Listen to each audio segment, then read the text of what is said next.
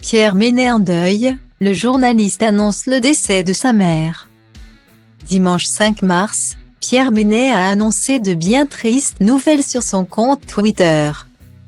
Le journaliste sportif, ancien commentateur de Canal+, a fait part du décès de sa mère, ancienne professeure d'anglais. Les dernières années auront été particulièrement éprouvantes pour Pierre Ménès, le journaliste. Alors au top de sa carrière en 2016, est obligé de tout arrêter en raison de graves problèmes de santé. Suite à une maladie, il doit subir en urgence une greffe du foie et d'un rein, qui le laisse éloigné des plateaux de télévision pendant près d'1 an. Il est encore aujourd'hui très affaibli.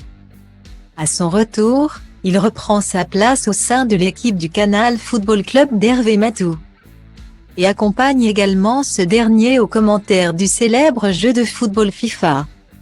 Mais début 2021, il se retrouve impliqué dans une affaire de harcèlement sexuel lorsque sa collègue Marie Portolano dévoile le documentaire « Je ne suis pas une salope.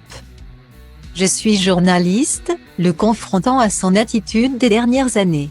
Une enquête a finalement été ouverte mais clôturée le mois dernier, tout comme celle concernant des faits de harcèlement moral contre un ancien collaborateur.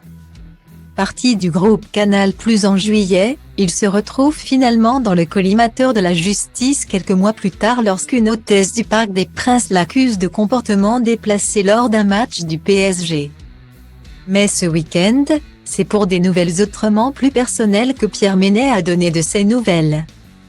Le journaliste de 59 ans, qui anime désormais une émission régulière sur les réseaux sociaux intitulée Face à Pierrot, s'est adressé à ses abonnés sur son compte Twitter. « Ma mère est décédée dans la nuit. Pas de face à Pierrot demain. Je suis désolé », a-t-il simplement écrit. Originaire d'une famille bretonne, le journaliste est le fils d'un assureur et d'une professeure d'anglais. Les internautes n'ont pas manqué de lui adresser leurs condoléances, souhaitant à l'ancien commentateur beaucoup de courage pour affronter cette douloureuse épreuve.